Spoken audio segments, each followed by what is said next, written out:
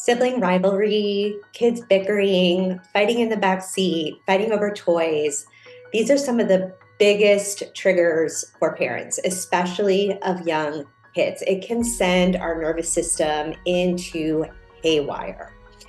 Traditional parenting would say that the path forward is to reduce or eliminate the behavior, right? Like it's annoying us, they're driving us crazy, so therefore let's get them to stop doing that. But here's the thing, and I guess I'll preface this by saying that this is why it's really useful for parents to have at least a broad strokes understanding of normal childhood development, to understand what 3-year-old normative behavior looks like, and that it can vary based on environment, children's neuronormative capacity or neurodiverse capacity, and other things that are going on. As with everything here at JAI, the work always starts in how we are responding to the conditions and environment that we are in so that we can provide a safe and calm and grounded teaching to our children of more appropriate ways of behaving. But what I can say as a mom myself is that when you're in those moments, it doesn't matter how much you know, we're going to react. And in no way does being a peaceful parent mean that you're going to be a perfect parent or that you're going to not ever lose your temper or snap at your kids or lose your patience. You are a human being. You get to be human. And so as you're going to hear in this coaching session, there is a path forward even when we have our not best parenting moments. In fact, it can be really useful for children to see that we mess up too, but that we take responsibility for it, repair the relationship with our child, and come back into connection, because that lets them know that they get to be a human being who makes mistakes too. You're going to love this coaching session with Alan, and definitely stick around for the conversation that we have afterwards, because there are some real mic drops from our amazing trainer, Alan Miller. She is such a gem. And if you're curious about the work that we do here as parent coaches at the JAI Institute for Parenting, we have a live masterclass coming up. It's called Turn Your Passion for Parenting into a Career That You Love. And you can find details for that on our homepage at www.jaiinstituteforparenting.com. Enjoy this week's session. I know you're going to get so much from it.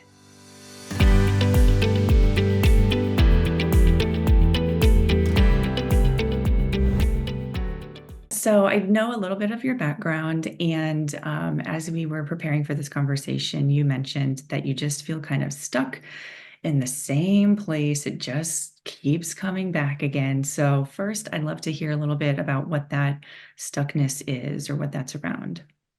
So my biggest thing that I feel like keeps coming up is about like when it's around like physical aggression between my children and how to handle that. I have a 3.5-year-old and a 21-month-old, and as you know, also a 2-week-old. But it's the two oldest ones, where my 3.5-year-old has started really hitting and pushing and kicking his 21-month-old brother. And the 21-month-old has also started doing that back. And I find it hard to navigate the situation. Like, I feel like physical aggression is like a really big trigger for me. And I feel super inconsistent because like, I don't feel super confident in what I'm doing. And I'm sure that plays a role in them continuing to do these behaviors often, and then me getting super frustrated where I end up like yelling or getting to a spot where I don't like to be. Okay, yeah. All of that makes sense to me. So first, I just want to check, I mean, based on their age, 3.5 and not quite 2, does your system kind of recognize, like, how does your system see these interactions? Does it seem like they just shouldn't be happening at all? Or does, on some level, does it make sense that they're showing these behaviors toward each other? So it makes sense that they're showing these behaviors towards each other, because typically it's like when one of them is in the other one's space, or the other one is taking a toy, or the other one is messing up the fort or whatever it is. So like it makes sense. It's hard because like I know where a 3-year-old should be with impulse control, but he's also like always been so much more advanced verbally, mentally, um, and so it's really hard for me to remember that the 3-year-old is 3 and Yeah. not like 5 or 6. And I Yeah. know that's part of the challenge as well. Like I almost have more patience with the 21-month-old because like I know, even though he's also very, like he can say full sentences, like he's very advanced as well, but he's also not 2 yet and he still looks like a baby. Oh, So it's like, it's harder for me to have that patience with my 3-year-old, even though I know that's where he should be, but he doesn't seem like he should be that based on how much he knows and how much he can communicate. yeah. So that actually, I'm glad I checked in on that because it sounds like you have the awareness of the stages of development that they are in. And I heard you say that both of your boys are, and I happen to know that they are boys. I don't know if you clarified that, but anyway, both of your boys, are cognitively advanced. They can verbally, express themselves pretty well, especially for their age. And in these situations, when they start showing aggression and these behaviors coming out, would you say that's more of a reflection, or I'll say, I see that as a reflection of their emotional state.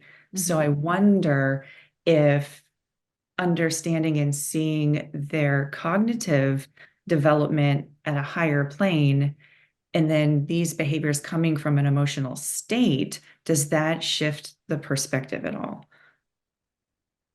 Well, I'm not sure I understand your question exactly, but I guess it is hard because their emotional state and cognitive state aren't on the same level. So I guess it almost feels like it's harder to address the emotional state because of that. I Yes. don't know.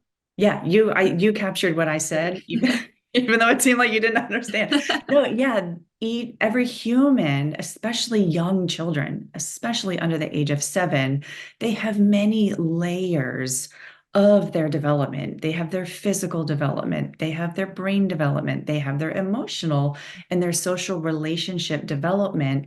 And for any child, these pieces of development do not happen in sync. And you're sharing that with your specific children. You see where parts of their development are on like a high trajectory, and here's a different element of their developing person that is not at the same level as another portion. And so I imagine like one part of you is like, yeah, cool. I can talk to my kids. They're young, but I can actually have a conversation. I can really get into their experience. They can talk about what's happening. But gee whiz, this aggressive behavior. I mean, come on. And so there seems like a mismatch. And Mhm. I wonder if that just naming that it's not a mismatch, it's just, who they are right now. But naming that difference in developmental processes, does that sink in a different way? Yeah, it does. Trying like thinking about it in that way. Um, I guess it's hard because like even though like I feel like I'm like aware of that difference, I guess in the moment I struggle to respond in a way that matches where they are. Yeah. Yeah. So let's go deeper. There's like great to just say, oh, well, that's different. But then what? So in some of those moments where your older son starts, with the behaviors toward his younger brother, can you kind of paint the picture of your like gut reaction? Like what's flying through your head, or like what are your first instinctive kind of reactions? So it depends if it was the first time or like the fourth time. But in the Yeah.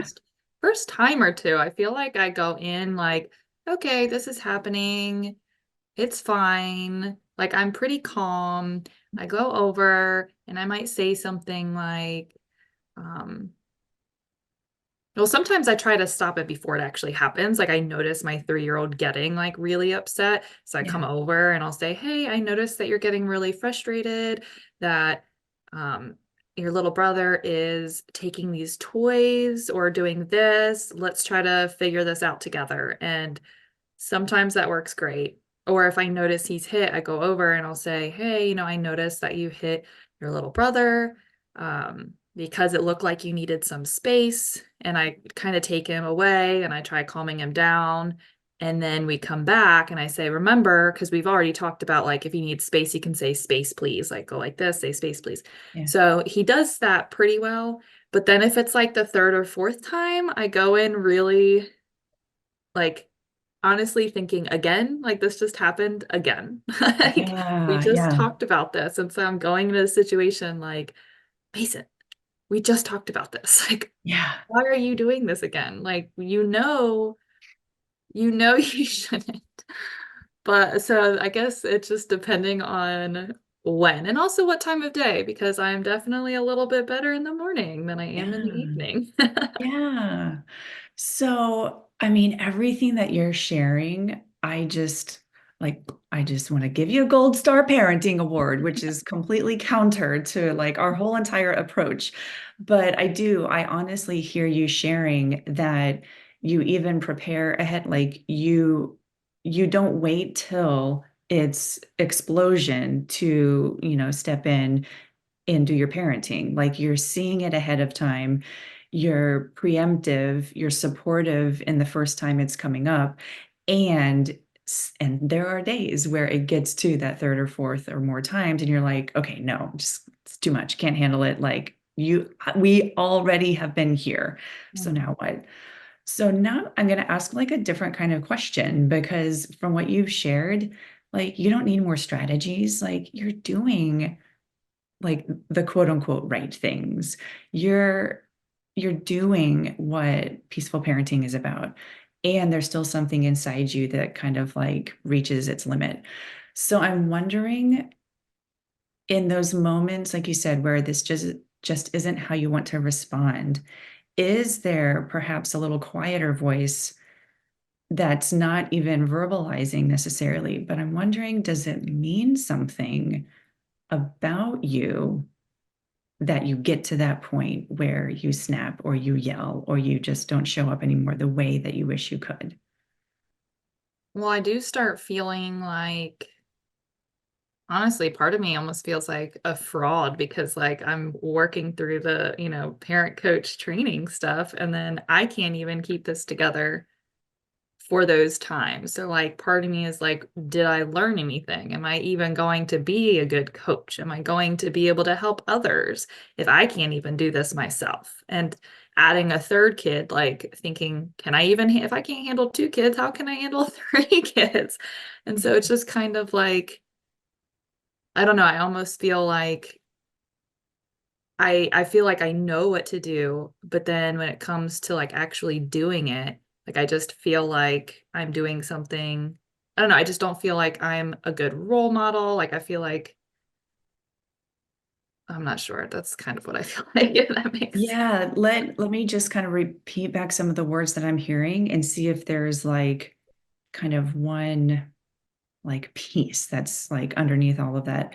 So I heard you say like I'm a fraud. Like I'm actually in learning and doing all of this stuff and getting ready to help other people do it too. And here I am. Like, oh my gosh, I have these 2 kids and I can't even like take care of them and work through this. And now I've got a third. Oh my gosh. Like, who am I? I wonder, like, that voice of who am I? Like, what am I doing here? Can you kind of share a little bit more about what that voice might be looking or sounding like? I don't know. Sometimes I feel like it almost makes me feel like, I don't know if this answers your question, but like kind of like a bad mom. Like I don't want to like I'm just like thinking about how honestly like me and my siblings are all in or have been in therapy and like thinking about just like the way my parents parented us and then not wanting my kids to do, have to go to therapy because of me later on, and thinking that they're just on the same trajectory, even though I know I'm parenting so differently than Mhm. my parents did. But I'm still like, man, I'm gonna mess them up. Like, I don't want them to Yeah. hate me. My mom doesn't have a good relationship with most of her children, except Yeah. for me. Like, I'm the Yeah. only one. And it's almost because I feel like I've come to terms with understanding that she had been through a hard time. And so Right. I feel like a lot more empathetic towards her, just in her situation, how hard she had it growing up. And in parenting, she had us, I'm a twin, and she had us at 17. Okay. And so that was a struggle, Yeah. and came from like abusive home, physical, and also like substance abuse and Yeah. such. And so like I'm just like not like that at all, but like Yeah. thinking of where her relationships are with her 4 kids. Yeah. um I just don't want my kids to get there. Yeah. Can I make a guess about maybe where that message of like, I'm gonna mess them up might be coming from? It almost sounds like a fear voice, and fear that's looking into the future, and fear that's saying, based on your experience in the relationship you currently have, if you mess it up, in quotes, then your children's future is going to be like what you experience now. Yeah, kind of.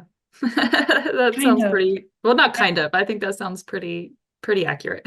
Yeah. So in those, and I just want to offer naming that in those moments where you're in that space of like, come on, we've already talked about this again, really again. I see that that is kind of your edge of your window of tolerance for responding in the way you want to these behaviors. Like that repetition pushes you to your edge. And so when you're in that space at your edge, you're far from your center. And that's a very ripe place for this fear to come up and say, you're messing all this up. Mhm. Who are you even? And that fear is looking into the future and seeing lots of stuff you don't want. Does that kind of match your experience in those like hardest moments? Yes, it does. Okay. So I'm wondering, just so that we can like work with the fear in a different way, because based on what you've learned and based on, what we talk about through Jai, like our emotions come in for a reason. Mhm. They want us to understand something. So I'm curious if first, if you can personify this fear a little bit, like does it stir up any physical sensations in your body or even like images or colors or anything else? If we could like honestly bring this fear to life, what might that look like or feel like or sound like? I'm not sure if I can like visualize it, but I know when I get to that point, like I really feel it like in my chest, like my heart like races like anytime I'm feeling like anxious, or like it's mostly like my heart racing. And Okay. I can just feel like I notice it, but I just don't act on it. But like Ah, I can yeah. tell like my breathing gets deeper, my heart starts racing, and I'm like, I know that I'm getting upset. And sometimes I'll sit there and try to breathe, and I'm like hearing them hit each other in the background. And I'm like, Yeah. this isn't working. Yeah, it's hard. Like there's And a then I lot snap. going on. Yeah. So if we can, and I heard you say the word like anxious, and that very much the like anxiety and fear, they're cousins. So if this anxious feeling that you notice in your racing heart um, could talk to you and tell you, like, we kind of understand why it's coming up, like this, your relationship and your desire for your children's future seems to be at odds. And so this anxiety comes up. If this anxiety could tell you what it was needing, what do you think it might say? It's like it's not here just to make your life difficult. It's here because it's needing something. And I wonder if you can identify what that might be. I don't know, maybe just some peace and order, I guess. Yeah. Like I'm a very orderly person. Like I Yeah. have my kids on a very strict sleep schedule and they sleep great. Like, and I'm not very good with out of order. Right. And so when things kind of don't go how I hope they go, that disorder, I guess, just kind of flusters me. And Yeah. again, I don't know if that answers your question, but that's kind of, I feel like I need order. I've gotten better at not needing order, but there's still like, and I don't know if order is the right word, but peace, I guess. I don't know. I've never been like a physical person. And so like this is new to me. Mhm. Like, I mean, I might have also gotten like spanked once in my whole life. So I wasn't like often hit.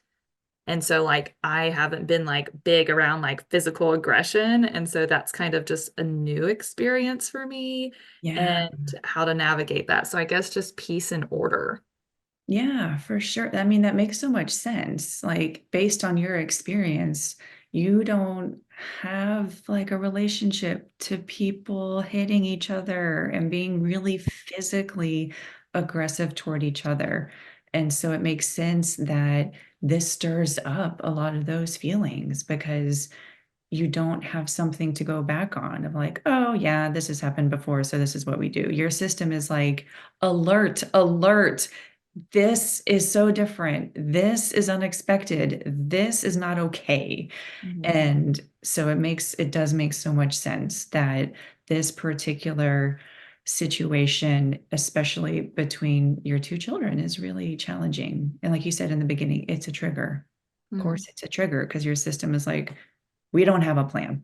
And again, you have shared that you actually do have a plan, and we're really just zoning in on these moments when you're at the edge of Mhm. being able to stick with your plan. Um, so yeah, where to from here? Um, being able to listen to this anxiety that is yearning and desiring more order doesn't necessarily change how your children are behaving with each other. But I wonder, hmm, yeah, I I wonder if we can bring their behavior into the frame of like what is safe. And so this anxiety that's stirring up in you is telling your body this isn't safe. And we need more order. Order is safe. My boys hitting each other and kicking each other is not order, and so it is not safe. Mhm. Does that kind of match your experience? Yes. Okay. So, knowing that we can't just jump in and change the boy's behavior, I wonder if we could engage in a short process to help shift your system's perception that this aggressive behavior is so unsafe that you like have to shut it down. Mhm. And I'm not saying that we're going to just toss our hands and say, well, they're going to hit each other. Oh, well, they'll just work it out. And like, no, we're not taking hands off the wheel, but we are find, finding a process to bring more safety into your body. So, in this situation, so I'm wondering, you mentioned that your heart would start racing and that sometimes you realize, okay, I'm going to try to breathe. That doesn't always work. I wonder if you'd be open to just kind of a more physical, tactile experience. Like, that anxiety, it gets going in your heart. And if you were to just rub your chest and say, oh, yeah, I see you. Hey, anxiety. I know why you're here. If you do that with me, I wonder if we can kind of revisit a recent scenario. If you can just imagine the boys are hitting each other. You've talked to them already. You've done all your things. And here they are again. And you hear that voice again, again. We just talked about this. And you feel that racing heart and that anxiety. And you just say, hi, anxiety. I know why you're here. And even tell it, you're safe to be here with me. The boys are still going at each other. This anxiety feeling is with you, and you're just letting it be with you. And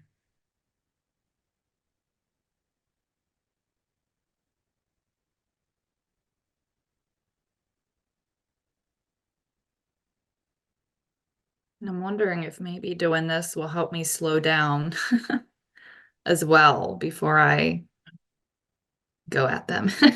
Not go at them, but I before I know what you mean. respond. Yeah, before you dive in. Yes, yes, Yeah. yes. And can you imagine just this simple little like physical acknowledgement with your soothing hand on your chest and the verbal acknowledgement, hey, anxiety, I see you here and I understand why you're here, that something might kind of downshift in your system. Yeah, I think so. And I think even maybe saying that out loud in the moment. I'm sure Yeah. my husband will think I'm crazy, but Husbands can think what they're gonna think. but but yeah, maybe like, and I've thought about like just like saying things out loud too when I was feeling them, Mhm. that I think would be helpful to just bring, like, I'm aware of that feeling, but to bring more awareness to that feeling, I feel like would help me to release that feeling a little bit more. Yeah. What the other interesting thing a lot of people maybe just don't realize or forget about emotions is that they're kind of like a one act play. Hmm. There's a beginning, middle, and end. And emotions want to be felt. And so if they're in the middle of their one act play doing their thing and not getting felt, they're just going to keep hanging out. Hmm. But if we can feel them and acknowledge them, then they get to the conclusion and move on. And so, yeah, I'll be really curious to see how, if you engage in this process, how it impacts that scenario, and looping back to who your kids are and where they are in their development. This is actually a pretty, I think, substantial connection that this aggression is happening when they're in a heightened emotional state. Hmm.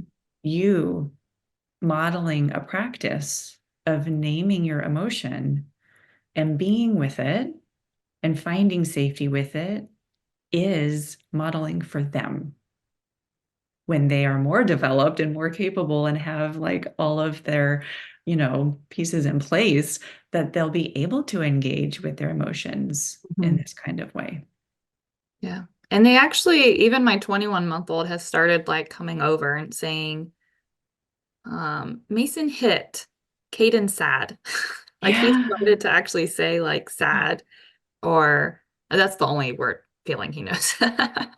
But like my 3-year-old will say, oh, I'm really frustrated, or so I mean, I feel like part of me is like I'm doing something good, because like if they're able to start expressing like, hey, I'm feeling frustrated because Caden took my toy or knocked over my fork, or I'm sad that I couldn't do that, or I'm Yeah. disappointed. Like he used the word disappointed.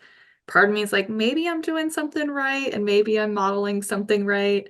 It's Yeah. just this one scenario that I've always like, that's kind of like made my mind go Yeah. elsewhere. Like maybe I'm not doing anything right. So hopefully I can go into these situations a little bit more at peace and a little bit more calm, so that that kind of floats out of my mind. Like, okay, you know what? I am doing okay. I am doing something right.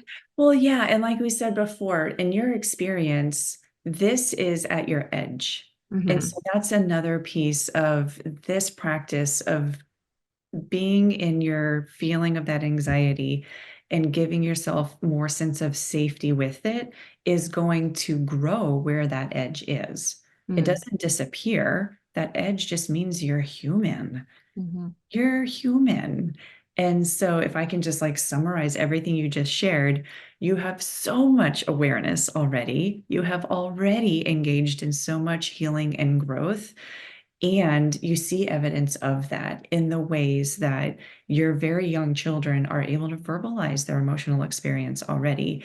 And there's this place where you still feel stuck because you keep, like, life, being a parent, it's pushing you to your edge, which is what is going to happen. And so you don't have to change anything else about what's happening, not even what you're doing, because you are doing the right things. And now you have a different tool that can support you when you're at your edge, and in the long run will help you grow where that edge is. That sounds good. So Yeah, that sounds hopefully good. instead of Okay. it being like the fourth time when I go off, maybe it'll become the sixth time. And then later it'll become the eighth Exactly. time. Yeah, or maybe it will be the fourth time and that's it. Anything is possible. Yeah, and again, like you were saying, sometimes when I dive in and I'm going at them, if this process helps lessen the intensity Mm, of where you are in those moments, again, that is worth something. right. Doesn't have to be perfect. It's not going to be. And so if you can just scale it back a little bit, that counts. Yeah. I'm glad you said that because like that makes me feel a little bit calm, like a little bit more at ease too, to remember that, okay, like if I go back and I'm like, okay, it's my third or fourth time and I'm still doing this, to kind of be able to recognize that, you know what, maybe it is less intense and that's progress. So I appreciate you sharing that with me because now to be more aware of, you know what, this is better. Yeah, it's not perfect, not ideal, not my Right, best, but it's better than it could have been. Yeah. right, right, yeah. Yeah.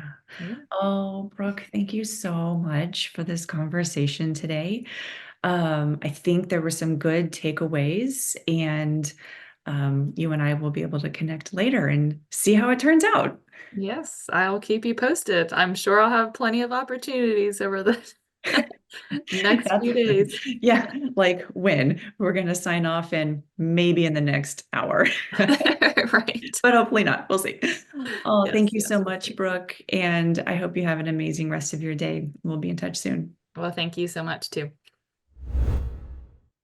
Okay, so I just know that there are probably a million people listening to this parent coaching session and thinking to themselves, but how do we get these boys to stop pummeling each other? But wait, we just let them do that. I need you to address this, Alan. Oh, I know this is hard. Well, and I don't have two boys, but I have two children and they go at it. And so that's a very valid question. And that question really I see is like under the umbrella of can we just make this hard thing that I see in parenting go away?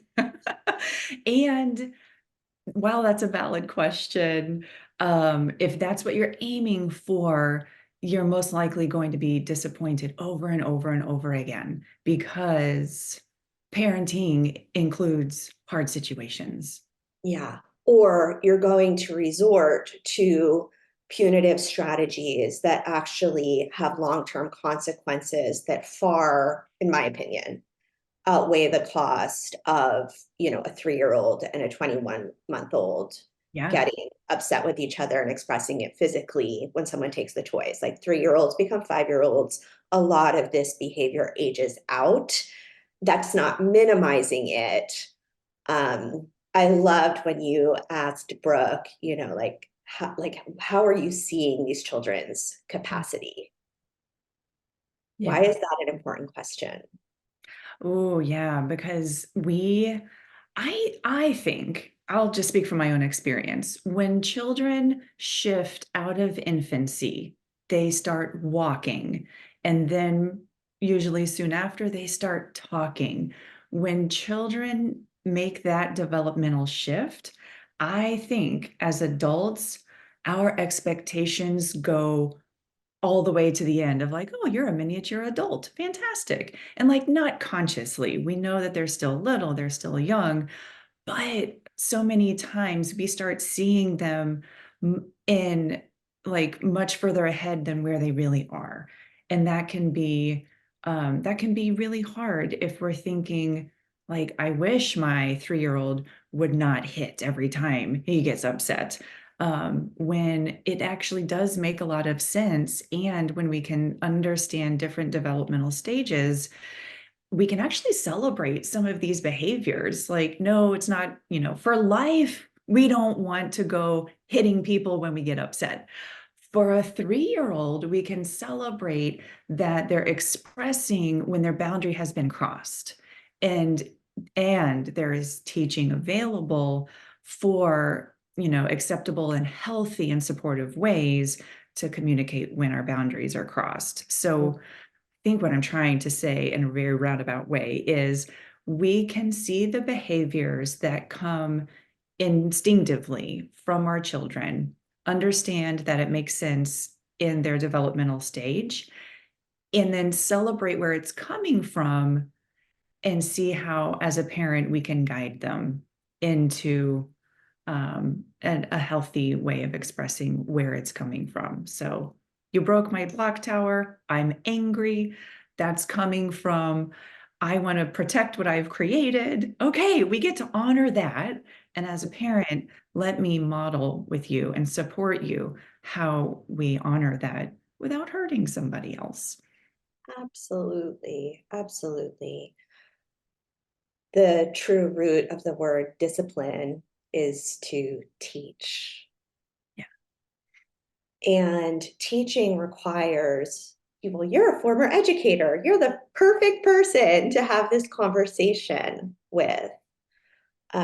Because effectively teaching our children what to do in those moments has some fundamental building blocks. Can you talk about those a little bit?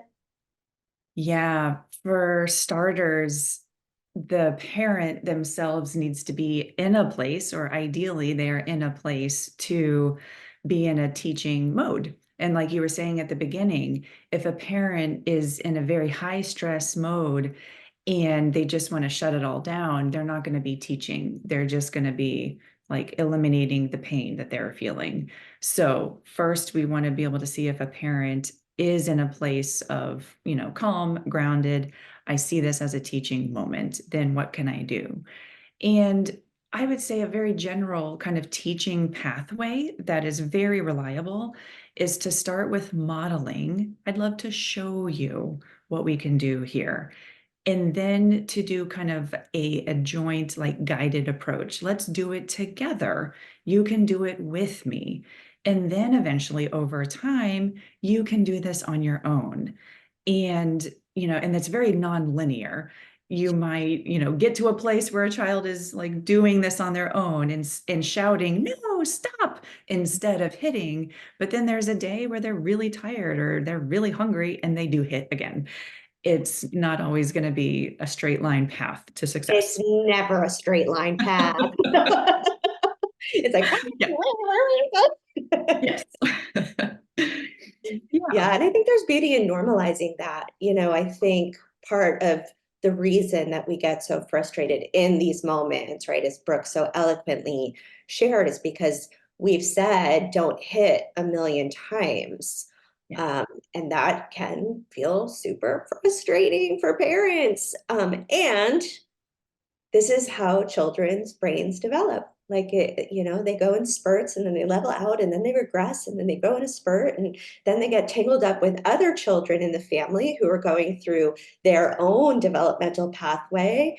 And it is chaotic, especially in these early years. I guess as a advocate for children, my hope is that by normalizing that, then there's less labeling, less ascribing meaning, less stress for parents, right? Like this too shall pass. It always gets better and then it won't. And it's just the journey. It's just the journey. Yeah. And I remember what really stood out to me from the conversation with Brooke is that there's everybody has that point where they're doing everything right, quote unquote. They're offering everything they can. They're supporting in every way they can. They're preventing and preparing in every way they can. And still, these situations can arise. And it's not for anything lacking from the parent. It's life. It's complexities of human relationships, sibling relationships. And so when parents still find themselves in these tough moments, that they don't take it so hard on themselves. And I think that is where a lot of parents, well-meaning because they care so much, start to get hard on themselves because they think that there's something else they should be doing. And to hear someone from the outside view say, you're doing everything you can. And yeah, it sucks that it is still this hard.